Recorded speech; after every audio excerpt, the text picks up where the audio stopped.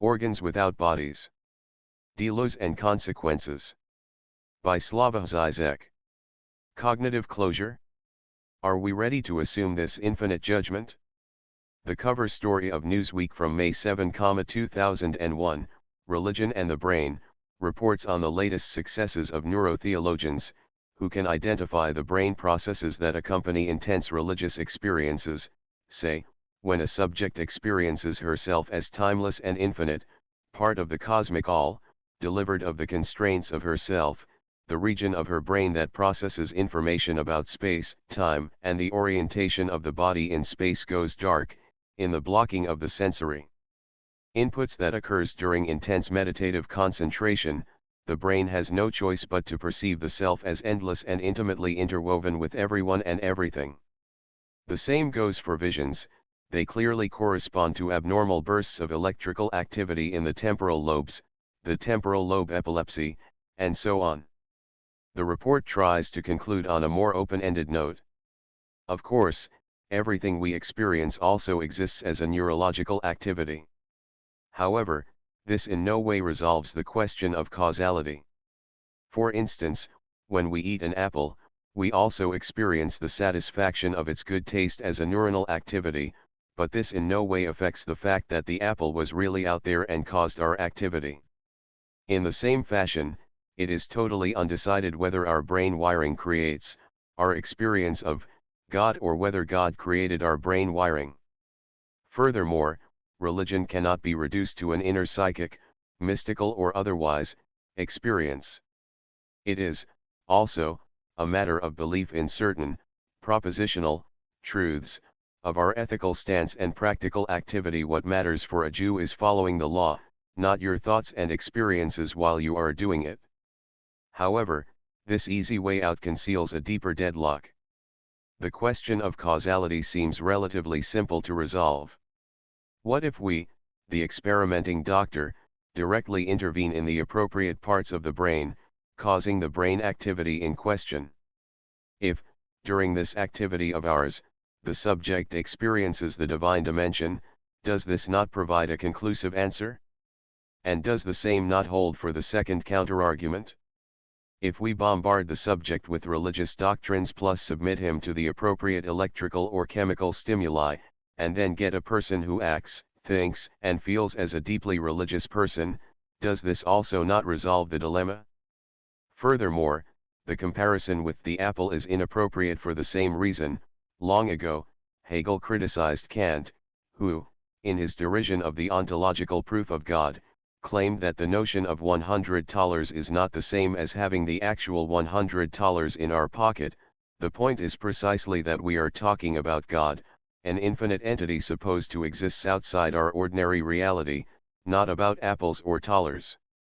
However, the problem here is more complex since, as McGinn was right to point out, to know consciousness would be to know the intersection of brain and mind, the physical/biological process that directly is thought/awareness, not just its bodily correlative, what goes on in the brain while we think, and the thought that directly is a physical process, in the sense of H2O is water. The unknown properties of the brain that allow consciousness to emerge from it thus overlap with the hidden aspects of consciousness that allow it to be embodied in the brain. The principle of emergence coincides with the principle of embodiment. The unknown properties of the brain that explain consciousness are the aspects of consciousness that lie hidden from view. It is not that these two areas of ignorance are unrelated to each other, on the contrary, they are the same area of ignorance. What if this is impossible not only in the sense of cognitive closure but, over and above this, in the sense that awareness itself is defined by the distance toward its bodily correlative, i.e., subject is dollar, it eludes what it is as object. If I were to know directly what I am as a body, in objective reality, as a thing that thinks, can't, I would no longer be thinking in the human sense, the only one accessible to us, and reality itself would no longer be reality. This closure is thus not merely cognitive, it ontologically constitutes thought-awareness consciousness. These paradoxes bring us to the notorious zombie problem in today's cognitive sciences, perhaps the ultimate proof of Lacan's thesis that consciousness itself has the status of an object. A zombie is or would be a human being who exhibits perfectly natural, alert, loquacious, vivacious behavior but is in fact not conscious at all, but rather some sort of automaton. The whole point of the philosopher's notion of zombie is that you can't tell a zombie from a normal person by examining external behavior. Since that is all we ever get to see of our friends and neighbors, some of your best friends may be zombies. This notion of a zombie was proposed in order to reject behaviorist reductionist constructions of human mind. They can construct an entity that looks and acts like a human being, which has all phenomenal properties of a human being, yet it nonetheless does not have what we intuitively grasp as consciousness or self-awareness. The problem, of course, is that it is impossible to pin down consciousness to a specific, observable, empirical property. The two series of behavior, the human beings and the zombies, might be, for all practical purposes, indistinguishable, and yet the elusive difference is nonetheless crucial, the elusive X that accounts for the difference being the Lacanian objet petit.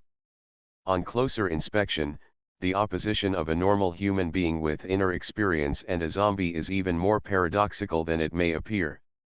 When we claim that a zombie does not feel anything, even if it thinks and acts as if it does, there is nothing it is like to be it. Who is here deceived, we, external observers, or the zombie itself? If it is the outside observers who, when observing a zombie's behavior, cannot distinguish it from human behavior, why, then, would a zombie imitate inner life, acting for the observer as if he has one?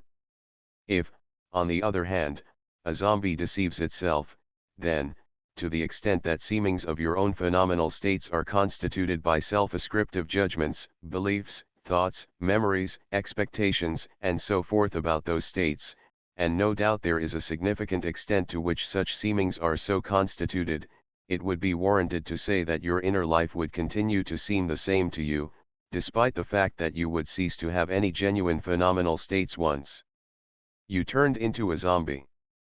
Put differently, according to the zombie hypothesis, you would now be hallucinating your own phenomenology. But, how, then, are we to distinguish seeming from seeming of seeming? Can a state seem to me to seem? Is this position not a nonsensical one, vulnerable to Dennett's classical reproach bearing upon a senseless distinction between how things, really, appear to me and how they appear to me? Is not the necessary result that of Dennett, there are just fragmentary, secondary seemings, and what is beyond is just a neuronal mechanism? However, what about the opposite radical conclusion, namely, that every seeming is a seeming of seeming, that seeming is, in its very concept, split, reflexive, in the same way Kierkegaard claimed that we cannot ever be sure that we only believe that we believe? Consequently, is it not that the ontological split introduced by the emergence of seeming is never simply between appearance and reality but also always inherent to seeming itself? The Hegelian thesis here is not only that the way things appear is inherent to what they are, that appearance is essential, one should add to it that essence itself is inherent to appearance, reflected in the split of appearances. The true enigma is not what things really are but how they really seem to me. This points toward the Lacanian notion of fantasy. The conclusion is thus a clear and unambiguous one: we all are zombies who are not aware of it, who are self-deceived into perceiving themselves as self-aware. What, then, about the standard philosophical argument against psychoanalysis, according to which, by way of passing directly to the unconscious, Freud fails to provide a proper theory of what consciousness itself is? Is it not that far from designating two opposed poles at the same level or internal to the same notional field, with innumerable intermediate states, confused half-awareness, etc.? Consciousness and the unconscious are thoroughly incommensurable. At the level of consciousness, one simply cannot imagine the Freudian unconscious. What one can imagine is the Lebensphilosophie unconscious of deep irrational instincts. And is the unconscious not so much external to consciousness as, rather, indifferent to it, functioning at a different level? However, before conceding this point too hastily, one should take a closer look at the Freudian opposition of consciousness and memory, the idea that what does not become conscious gets inscribed into a memory trace. Is not the consequence of this thesis that consciousness is, at its most fundamental, a defense formation, a mode of repression?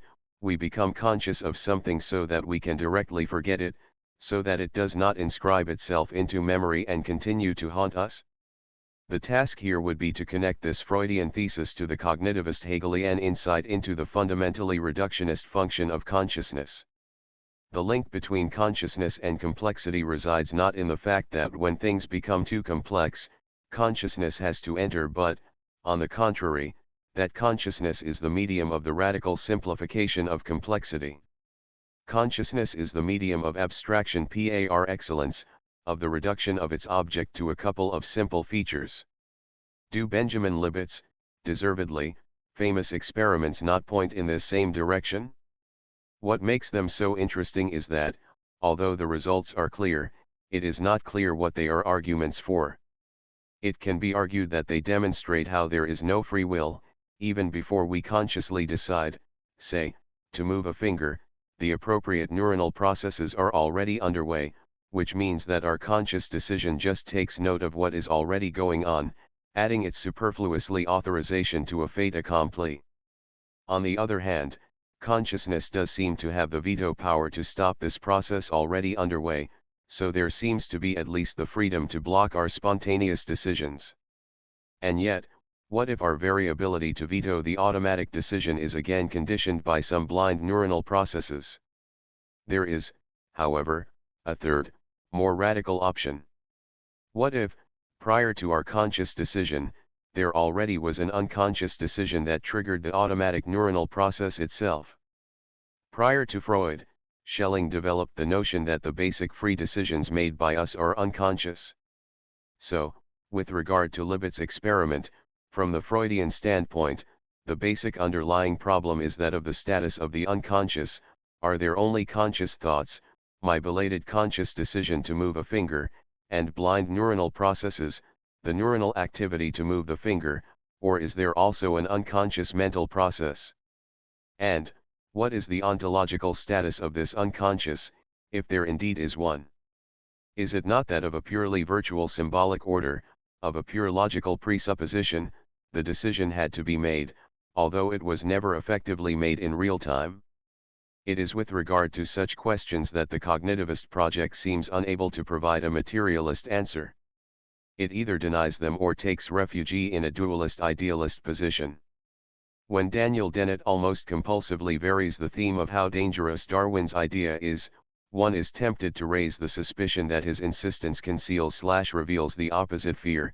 What if Darwin's idea, the radical contingency of evolution, the emergence of intentionality and mind itself out of a blind process of genetic variations and selection, is the one whose message is pacifying, take it easy, there is no meaning or obligation in our lives?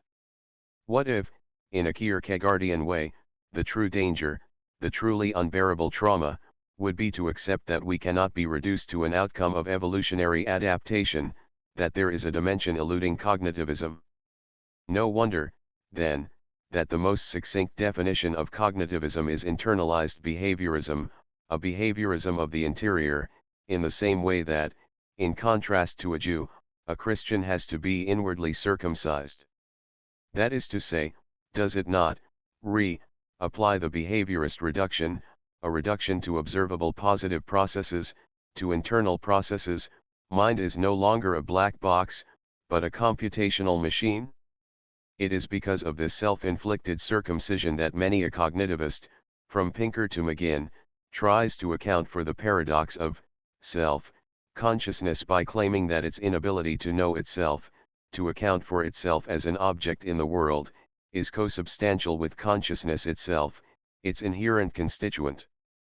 Pinker offers a more scientific evolutionist version. Consciousness did not emerge with the aim to understand/explain itself but emerged with other evolutionary functions, while McGinn offers a more purely theoretical version of why consciousness is necessarily an enigma to itself. What we get here is nothing less than the evolutionary biological explanation of the emergence of metaphysics. However, a Heideggerian counter-question, issuing from the framework of being and time, immediately pops up here. Is it not that, nonetheless, consciousness necessarily questions itself, asks itself the enigma it is a priori unable to answer? As Heidegger himself puts it, Dasein is an entity that questions its own being. How did this property emerge within the evolutionary logic? The point is not only that, on top of its adaptive functions, how to find one's way in the environs, etc., consciousness is also bothered by enigmas having no evolutionary, adaptive function, humor, art, metaphysical questions. The further and crucial point is that this useless supplement, the compulsive fixation on problems that a priori cannot be solved, retroactively enables a true explosion of procedures, techniques, insights, with exuberant survival value. It is as if, to assert its priority over other living beings in the struggle for survival, the human animal has to forsake the struggle for survival itself and focus on other questions. Victory in the struggle for survival can be gained only as a byproduct. If one focuses directly on the struggle for survival, one loses it. Only a being obsessed with impossible/unsolvable problems can make a breakthrough in possible knowledge. What this means is that, as Heidegger would have phrased it, in contrast to the animal struggle for survival, man's struggle is always already experienced as the horizon of meaning for his existence. Developing technology, struggling for power, occurs within and as a certain disclosure of being rather than being an immediate fact of life. When McGinn claims that there is, in reality, nothing mysterious about how the brain generates consciousness, we humans are just forever cognitively closed to understanding this process in the same way the understanding of quantum mechanics lies beyond the cognitive capacities of monkeys. The irony here is double.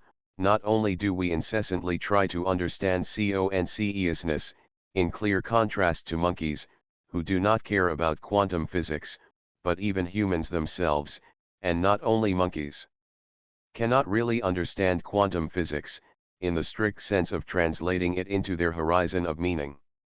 This deadlock becomes clearly discernible in The Meaning of Life, the last chapter of Steven Pinker's How the Mind Works, a chapter dedicated to an evolutionary account of human activities which make no contribution to the adaptive success of the human animal, namely, art, the telling of jokes, and the questioning of the meaning of life, philosophy, religion.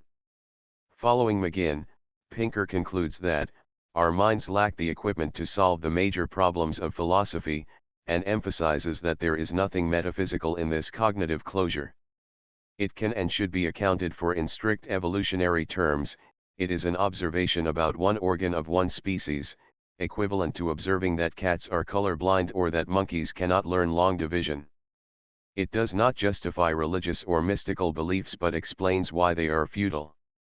Due to the way it emerged in the course of the evolution, humanity owes its power to its syntactic, compositional, combinatorial abilities. As such, it was not made to grasp phenomena that are peculiarly holistic and everywhere at once and nowhere at all and all at the same time.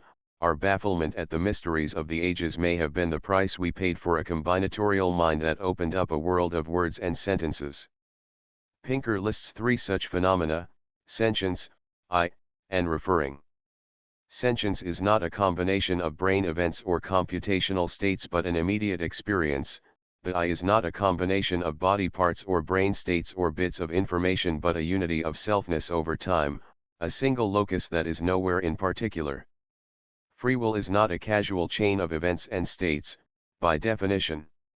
And, in the same way, although the combinatory nature of meaning is well explored, the core of meaning, the simple act of referring to something, remains a puzzle, because it stands strangely apart from any causal connection between the thing referred to and the person referring.